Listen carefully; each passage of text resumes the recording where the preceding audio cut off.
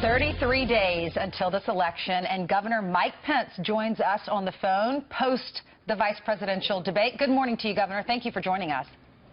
Oh, actually, he's live in front of Great to be with front of his bus. He's out in Gettysburg, Pennsylvania. We're so glad. We're happy to see you. What did you think of the debate? What was your reaction? Well, I was honored to be there, and you thought it was a good debate.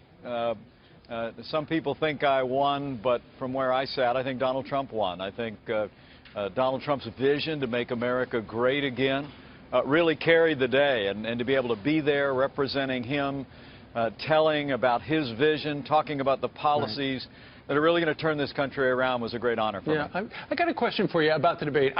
When it started, I was kind of shocked because she had laid out the ground rules, the moderator, you know, each candidate gets 2 minutes to present their side.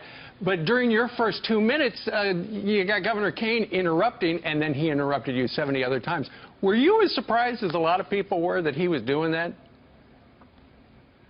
Well, not really. I mean, you know, in NASCAR they say rubbing is racing, and you know, this is a very challenging time in the life of our nation, and I fully expected sparks to fly in that debate, but for me to be able to be there and not only communicate Donald Trump's vision to make America great again, but also I wanted to make sure that people understood the choice here. I mean, with Donald Trump and I, we've got an economic plan to get jobs in this country that's based on cutting taxes, repealing Obamacare, ending the war on coal. And for me, it was a great opportunity to lay out that Hillary Clinton and Tim Kaine are planning to raise taxes by $1 trillion.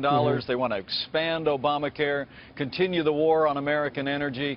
And that kind of contrast, I think, naturally created a certain amount of friction. But hopefully people came away with a much better idea about our vision for America's future and their plans to continue the failed policies of this administration. So when they came out with personal things about stuff Donald Trump said about Rosie O'Donnell or Miss Universe, and he had some quotes, you kind of moved past it. Would you encourage Donald Trump to do the same thing on Sunday? Well, I'd encourage Donald Trump to do what he did in the first debate, and that is be himself.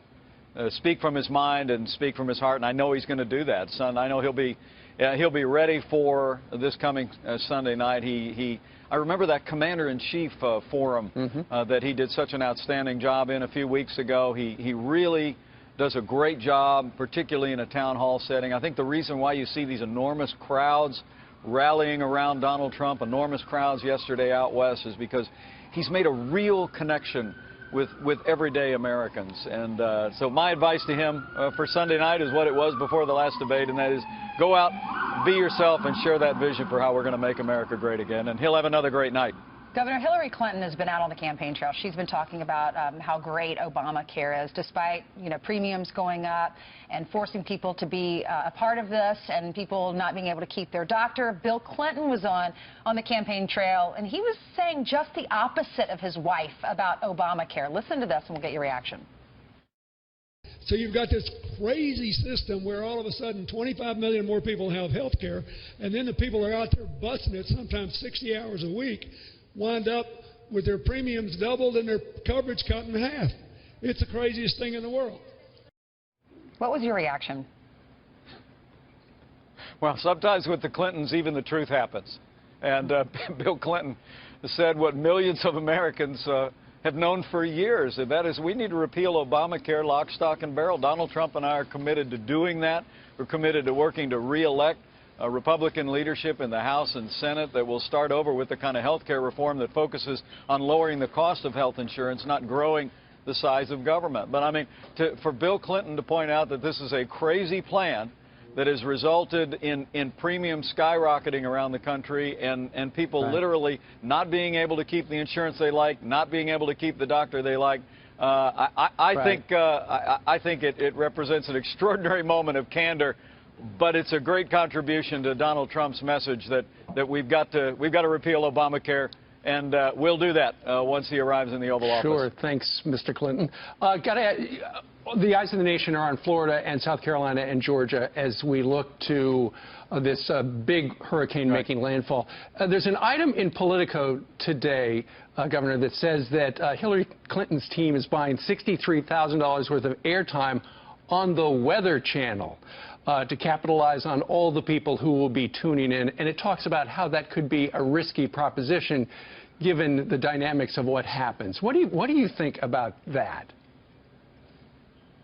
Well, I have no opinion on these political decisions that are made. Our hearts and our prayers go out to the people of Florida as Hurricane Matthew approaches, and frankly the loss of life in Haiti and across the Caribbean is so grievous to us. I know Governor Rick Scott well. He's a great leader. I know he and our other governors up the eastern seaboard are preparing for a tough several days, and I think every American should keep them in our hearts, in our prayers, and also look for ways to support efforts like the Red Cross that I know are going to be called upon to come alongside these communities and families. Governor, I got 25 more questions for you, but evidently the bus driver right behind you is going to start honking his horn if I do ask any more questions. I guess you got to hit the road. Thanks so much. I know, congratulations. I know at least you can exhale now because one of the biggest moments of your career took place, and most everyone agrees you did quite well. Governor, thank you. Thank you, Governor. Thank you.